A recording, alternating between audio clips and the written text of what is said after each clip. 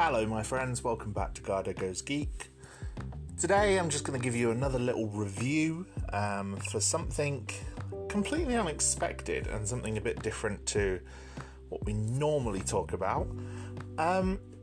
This was a quick little video game that dropped on April Fool's Day of all times, and that's the murder of Sonic the Hedgehog. I played it, I thought it was very, very fun. I'm here to give you my thoughts.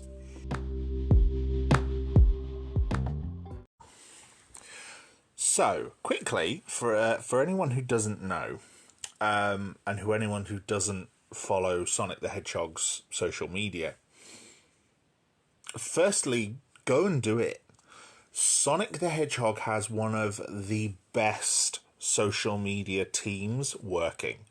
It is just a non-stop meme machine. And, there's memes and jokes and references, and it's so good, and it's so funny, and so much of it is based on, a knowledge of who these characters are and who the series are, but they will make jokes at other pop culture events. Like, recently, for the release of the Dungeons and Dragons movie, they posted, profiles for each of the characters in D&D, like each of the archetypes of D&D, so Ranger, Bard, Druid, Warlock, Monk, etc., with one character from the Sonic fandom for each of them. So I think Sonic was a knight, if I remember rightly, or the fighter. Tails was an artificer. Knuckles was a barbarian. Shadow was a monk. All ones that made sense. And it was just a lot of fun. It's nice and charming that they put that effort in, and they do put some good stuff on their social media, and they have done for years. Like, this is a social media team that is very clearly loving Sonic the Hedgehog, the fandom, the franchise, the characters, and they enjoy engaging with it. And they'll do things like Q&As where the actors will come on in character and answer questions as the character, so as Sonic, as Eggman, as Tails, to promote new game releases or new cartoon releases. So yeah, it's just full of fun. So whether you follow them on Twitter or Instagram or whatever, you're bound to have a good time, and their posts will make you smile. So obviously their social media team is great. And, on one hand, it has kind of affected the franchise. Like, I know myself and a lot of other Sonic fans have been quite critical of the way, for example, a character like Shadow has been written recently. Shadow is this quite noble but very tortured hero. Like, not an anti-hero necessarily, but definitely darker, more willing to be darker than Sonic is, because of the things he's gone through. And, that's his characterization in the games and the franchise as a whole. But the memes for that become that he's this grumpy, brooding loner, when he's not. He's part of the core cast. He's a friend of the group. And it is getting better in recent years. Things like Sonic Prime have shown that he has more characterization beyond that. That he is away from the group, but still connected to them and still friendly. So I'm hoping that carries on with part 2 of that series. And so, yeah, that's the Sonic social media team. Okay? Why am I telling you about the Sonic the Hedgehog social media team? The reason I'm telling you about this is because this game was entirely their idea. Okay? So, for April Fool's Day, they released a trailer on Sonic's YouTube channel where they basically shadow dropped, no pun intended, they shadow dropped the game The Murder of Sonic the Hedgehog. And this is a game that no one knew was being worked on, no one knew was being developed, and just all of a sudden now it's out. And not only is it out, it's also free. It's on Steam, and it's completely free. Whether it's going to come to Xbox or anything else as well, PlayStation, Nintendo Switch, I don't know. I kind of hope it does. because it's absolutely charming, and it's been a huge success. Like, it's less than 5 days from release at the time of recording this, and it's already had 1 million downloads. And it's one of the highest rated games on Steam now, within a few days. So yeah, basically this video announced that Sonic was going to be in a bold new direction, and then showed Sonic dead. And not just dead, like in the Family Guy death pose. Like the meme death pose. So yeah, Sonic is dead. And then they showed the gameplay. And the gameplay is you... your character, who you can't see, who is a quokka, apparently, and he is the microwave attendant on this train called the Mirage Express. And it turns out that it's Amy Rose's birthday, and so she has invited, the gang, so Sonic, Tails, Shadow, Rouge, Knuckles, Vector, Espio, and Blaze the Cat. And they've all been invited onto this train for a murder mystery party, which means all of the characters are in costume, which is, it's so good, so charming. Sonic is dressed as a sea captain, Shadow's a locksmith, Vector's a butcher, Espio is a poet, so he's got this shirt with this waistcoat, and he's carrying a rose, and he's got these big ruffled sleeves. Tails is a detective, so he's got a proper deerskin, shoulder piece, and a little hat fascinator thing, looking like something out of Sherlock Holmes. Amy is this journalist, so she's wearing like a party frock, and she's got a fascinator in her hair that looks like a birthday cake. Knuckles is a sheriff, so he's wearing his hat, which is obviously the same as his hat from the old Japanese OVA from the 90s, so anyone who understands that reference. And yeah, it's just completely charming. And then what happens is, what ensues is a visual novel style game where you gather evidence in the environment, and then you interrogate the characters to find out their motivations, to find out who killed Sonic, because obviously Sonic's dead, so Sonic's the murder victim. So you have to find out what happened, who's lying, and uncover the truth. And it's so much fun. It's only a short game. It's only about 2-3 hours.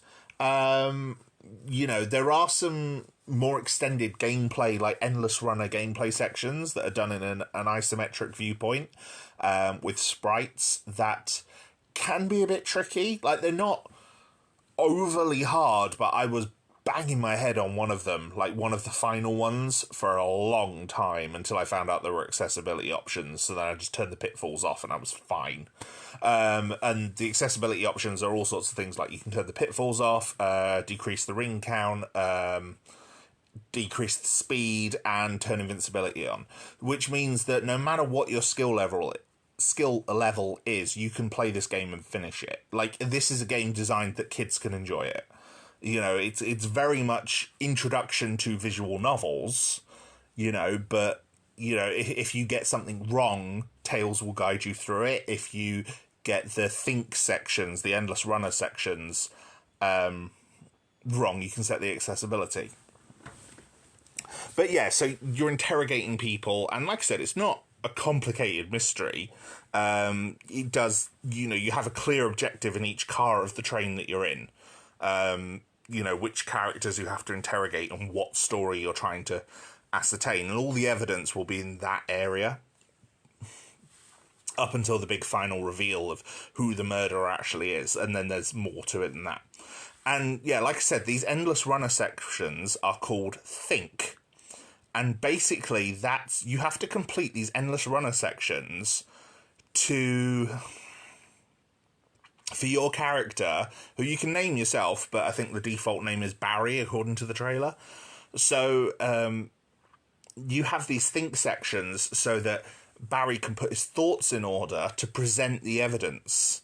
So first of all, you have to select the right piece of evidence for whatever the conversation is. And like I said, if you get that wrong, Tails will guide you and sort of give you hints and let you think about it. But then you could do the runner segment, and you get as many retries as you want. So if you get to the end of that runner segment, you don't have the right rings count, it will just restart. So you can't ever lose at this game,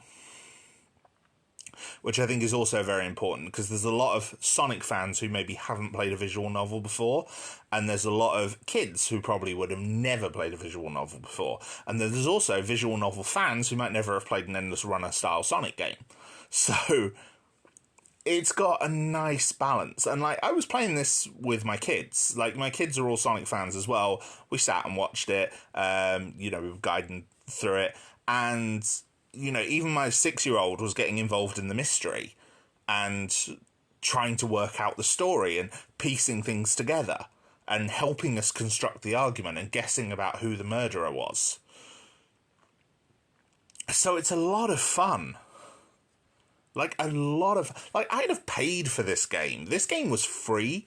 I'd have paid for it. Easily a £5, if not a £10. Maybe not a £10, because it is only short. But I've easily paid a £5 for it. I've played it through twice now. So I've put over 5 hours into it. Nearly 6 hours. Yeah, I'd have paid a £5 for that. Easily. And like I said, it's had 1 million downloads. If they'd charged everyone a £5 or $3.99 or something, that's a decent source of income. I'm just left lying on the table because they did it for free. Anyway, so yeah, this is a lot of fun. A lot of fun. I really enjoyed this. And so I do recommend it, as short and silly and sweet as it is. And it is. It's, like I said, it's so fun and it's so charming. So charming. But yeah, it's just... the characters are all in these costumes. The actual plot of it itself is just fun. The character writing is brilliant. Like, how I said Shadow has become a bit of a meme machine? He's not in this. Like, at all. Shadow is really good in this. He has a secret, but then the reveal behind that secret is just perfectly charming and completely in line with Shadow's depiction in the original games. Like, to the point I was like, Ian Flynn must have wrote this, surely. But it's like, no, it's all the social media team. And yeah, it's lovely. So yeah, a really charming little game. And, there are some twists and turns in the story. And like I said, the bits of evidence that you need to find are quite interesting. There's a lot of fun moments and fun events. Like, there's one point where I don't want to spoil it. There's one point where a whole load of decisions come up on screen, and all of them have something associated with them. But only one of them is the right choice to make. But if you do all of them, and there's about 20 of them, if you do all of them, you get a little scene for every single one. And some of them got, like, real, genuine laughs out of me. It's just, yeah, absolutely charming. Absolutely charming little game. And I kind of hope Sega do more of this. I hope the success of this becomes something notable. And, like I would play, for example, a visual novel Sonic Haunted House style game. Or, hell, even another murder mystery. That'd be brilliant. Just a whole load of, like, Sonic mystery games. It could be so much fun. So yeah, I think once again the Sonic social media team have just completely knocked it out of the park. This is fantastic and so much fun, and so, like I said, so charming. So absolutely incredibly charming. So yeah, I had a lot of fun with this. I could maybe do a little bit of a spoiler discussion. So yeah, I will. I'll do a little bit of a spoiler discussion. So if you don't want any spoilers, if you want to go in blind and experience, like I said, it is a mystery. It's a whodunit. So if you want to explore the mystery, then I recommend go and download it. It's free. It's on Steam. So you can't get it on console just yet. But it's pretty much any PC can run it. Like, I don't have a very up-to-date laptop. It's not very graphic intensive at all, this game. And its file size is tiny. So I think if you can run most standard Flash games, you should be able to run this.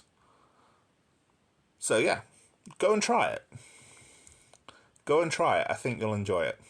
And then I'll have a quick little discussion about spoilers, and then I'm done. So if this is where you're leaving me, take care. If not, stick around. So if you're sticking with me, some story spoilers. The gameplay in this is, like I said, it's all based around the deducing everything using the right evidence, and I thought the way of introducing us to that with Amy having broken her hammer was a very good way of setting up the system in a real low-stakes environment. And then finding Sonic dead, you progress from there. I think probably my favourite interaction was interrogating SBO and Vector, just because the two of them were together. Although interrogating Knuckles was a lot of fun as well. Again, just because I like Knuckles, and it was so obvious what had happened, like, from the minute you walked into that room. Whereas the Vector and SBO one was a bit more intriguing. Because obviously you had to use more pieces of evidence, and there was things like the map. The heist with Rouge and Blaze was absolutely incredible. One of my favourite moments. The music for it was great as well. The music in this is, in general, is great. But then Sonic music nearly always slaps. Like, I don't think there's a Sonic game with bad music. Like, Sega just have a really good music team. And yeah, the music in this, especially for the Think sections, and especially towards the last ones, like the Lockdown and the final boss, are great pieces of music. Mainly because I got stuck on some of those levels, so I was hearing them quite a lot. But I was bopping, I was vibing while playing through it. It made it a bit less stressful, but not much. I was always like 1 or 2 rings out. It was really annoying. Not helped, I think, by the fact I was playing it late at night. I think I was getting tired, and that hitbox on that isometric is not very forgiving. Like, there were some times I was like, there's no way I should have been hit by that, and yet I was. But hey-ho. Yeah, the heist was great. That was quite easily my favourite moment of the game. And then, like I said, then you follow that up with Shadow, and the reveal that he's trying to buy Amy's birthday present, and how everything just slotted into place. Like, that was lovely, because he was like the top suspect up until that point. And then it's just all explained with him just being so nice. And, you know, like I said, from a fan perspective, I absolutely adored that. Because I was like, aw, Shadow's lovely. And he cares about his friends. I liked as well that a lot of characters were mentioned, even if they didn't appear. Like, they mentioned Cream, they mentioned Vanilla. You know, I think they even mentioned Charmy at one point, if I remember rightly. You know, so just, you know, it would have been nice to have more members of the cast there, but I get why they decided to choose these characters and focus on them. And then the actual reveal, like the reveal that it was SBO that was the murderer, that was good. Like, SBO was a bit suspect, but I didn't twig that he'd be the murderer up until, like, right towards that final discussion, where I was like, no, actually, yeah. And then when I replayed it, and I caught the bit that Shadow said where he was like, he wasn't in the car. Shadow has explored the library car and he wasn't there. It's like, oh, okay, yeah, that's interesting. So yeah, like, in flashback, you know, playing it again, you realise that SBO is the most sensible option as the murderer, because he's the only one whose alibi you can never fully square away. You know, you could square everyone else's, you can't square his. The only other one who maybe you couldn't square was Blaze, because there was no witnesses for what she was doing, and they kind of jump over it really quickly because we go to the heist. So, you know, maybe that would have been a better twist if there'd been a bit more discussion there. But yeah, SBO being the killer and being manipulated into using the blow dart to actually drug Sonic, I thought was very interesting.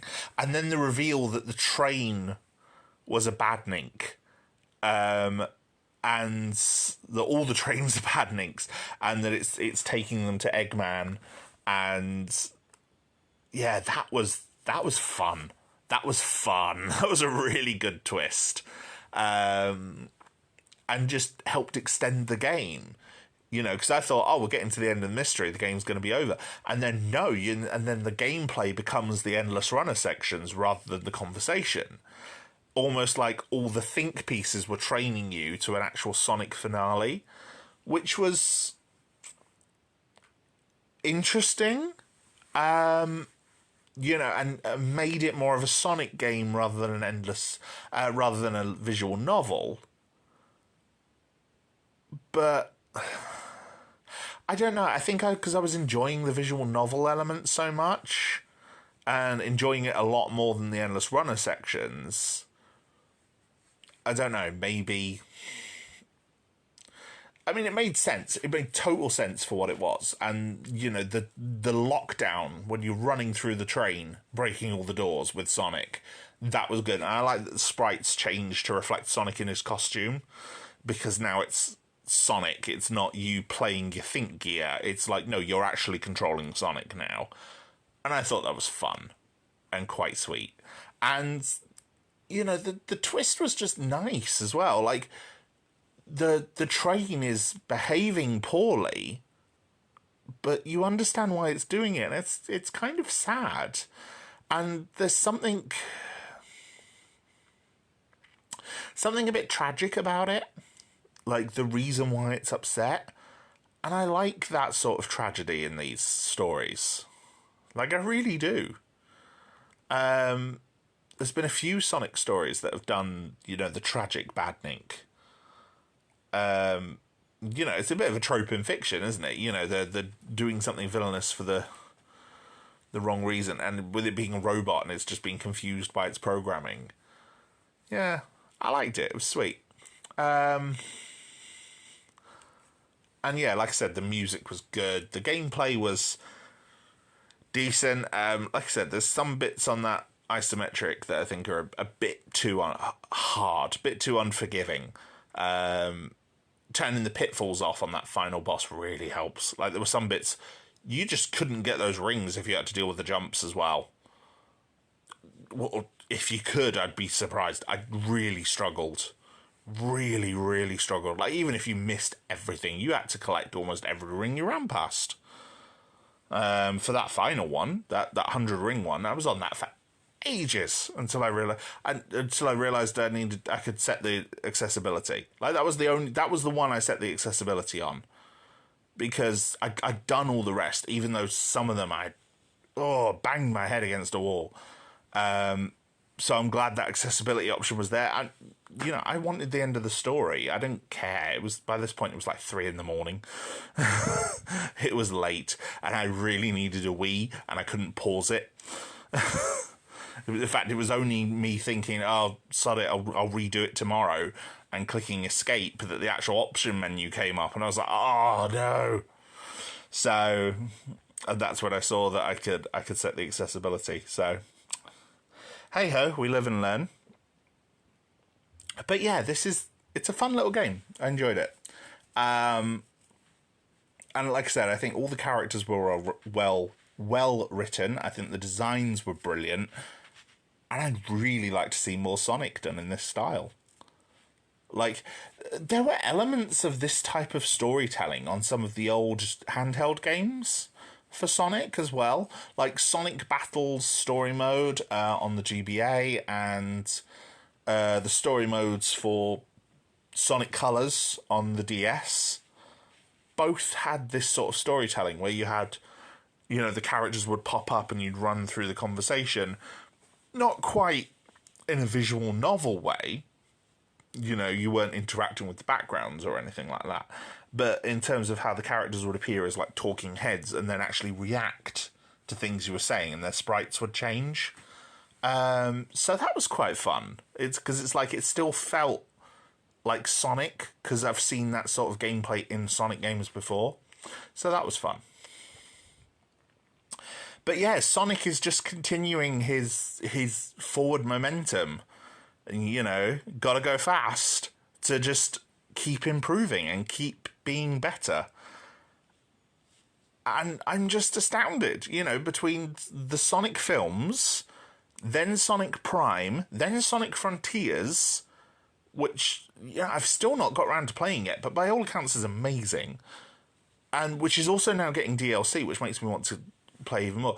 Then Sonic Origins, they've announced DLC for as well, where you can play as Amy now with like brand new sprites that use her hammer. So I'm really looking forward to that. Plus this, yeah, Sonic's on a bit of a tear, and I like it.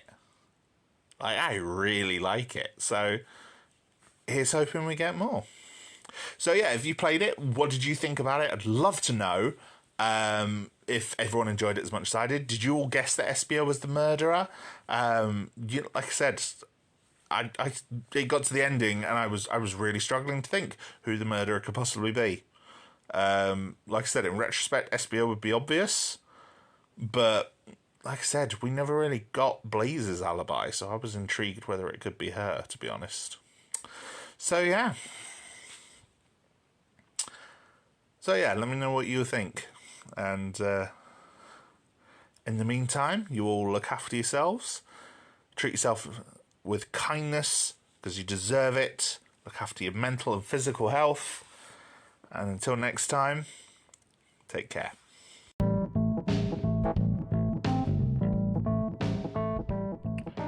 Thank you, my friends, for once again joining me on Garhdo Goes Geek. Your continued support for this podcast means the absolute world to me, and I am grateful for every single one of you who stays and listens to one of my episodes. It means the absolute world. Now, if you would like to engage more with me or the podcast, we have a Discord community, small but growing, and we now have commissions open on Ko-Fi. So if there's a topic you would like to see me cover, you can pay me to cover it. All funds will be used for legal purchase of the relevant items where I do not have them. Have a look on the link tree for more information. Until next time, look after yourselves.